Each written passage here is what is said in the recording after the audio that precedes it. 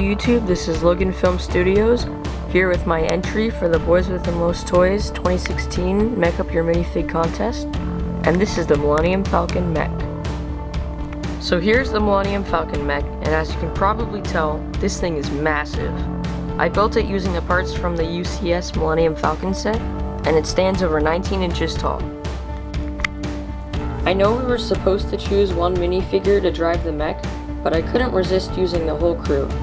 If I had to choose one minifig for the contest, it would be Han Solo. But the mech can hold all 7 figures, as you'll see later. As you can see, I put a lot of details into this mech. I made sure to cram in as much greeveling as I could, while still maintaining the Millennium Falcon aesthetic. For articulation, this mech can turn its head, bring its arm forward and back, bring its arm in and out, bend at the elbow, bring the elbow in and out, turn at the wrist, bring the wrist forward and back, and move each finger independently. It can also turn at the leg, turn at the foot, and swivel at the waist. Now I'll show you some of this mech's features. When it comes to the head, there are 2.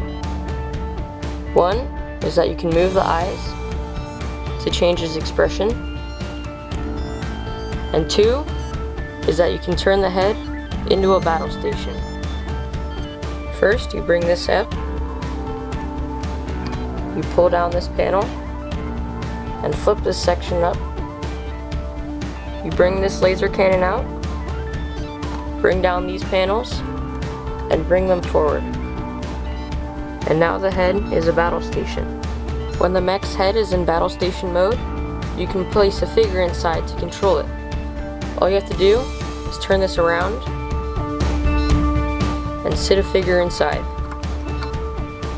Then to hold it in, you bring this panel up. When its head battle station is out of the way, this mech has 2 other features that you can deploy, which are on his shoulders.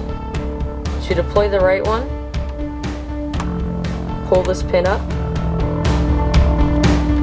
and come around to the mech's back, flip up this part, and turn it around. And now he has a cannon on his shoulder. You can place a figure right in this seat so that a figure can use this cannon. And this is the same cannon which was on the actual Millennium Falcon set. The special feature on the mech's left shoulder deploys the same way. Pull this pin out, bring it around, and pull up this satellite piece. Then you rotate this around and flip the satellite out. And then you can place a minifigure in the seat, and now a minifigure can man the satellite. The cockpit of the mech is behind this radar dish piece in the center of his body. If you want to see the figures more closely, all you have to do is pull this radar dish piece down, and then you can see the drivers. Another nice feature of this mech is its primary weapon, which is stored inside its body. To get to it, you turn it around and open up these panels. Then you just pull it out. To use the weapon, you first have to bring this section out and bring this section forward, and now it becomes a blaster. I modeled this blaster after Han Solo's blaster because Han Solo flies the Millennium Falcon, and I thought it would be fitting to give the mech a very similar weapon. To fit the blaster in the mech's hand, first, you have to move its thumb out of the way. Then, line up all 3 fingers and attach them to these studs.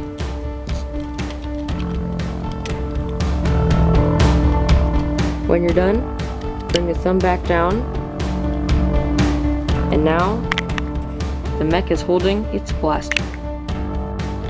Since this mech is so big, I had to create a series of locks on his arms to keep them from falling down while posing with his gun. The first one will keep his arm bent at 90 degrees. First, you bend his arm, then you pull this section out and tab it in to the back of this piece. Then its arm will stay at 90 degrees. If you want to keep the Mex Armor like this, all you have to do is tab this jumper plate into the back of this plate. Like that. Now I'll show you the inside of the mech. To get inside, just turn it around, get these out of the way, and open up these back panels.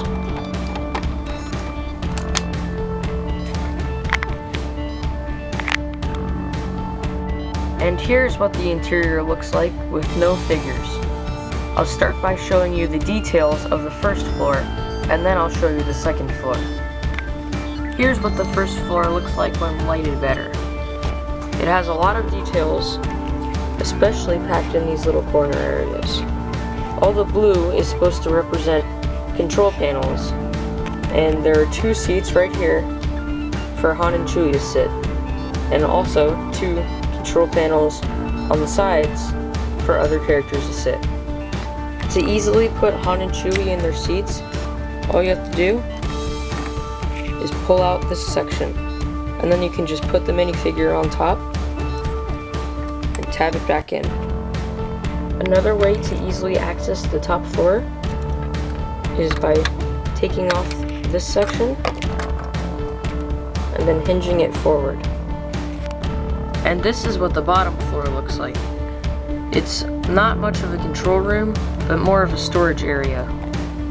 It has 1 chair right here, which can be removed so that you can place a figure inside, and a table that you can place any accessory on.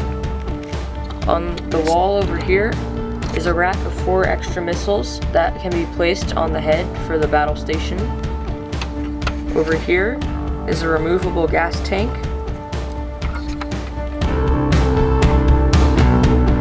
Over here, there are 2 spots that can hold weapons, and over here is another 2 spots that'll hold weapons and come forward so that figures can pick up the weapons. Here is a closer look at some of the details in the storage area for the blaster. I used a lot of pieces in here, even though it's rarely seen. That's all I have to show you for the Millennium Falcon mech. It was a really fun project to build, and I love how the final product turned out. That's about it, guys. I hope you enjoyed. I'll talk to you later.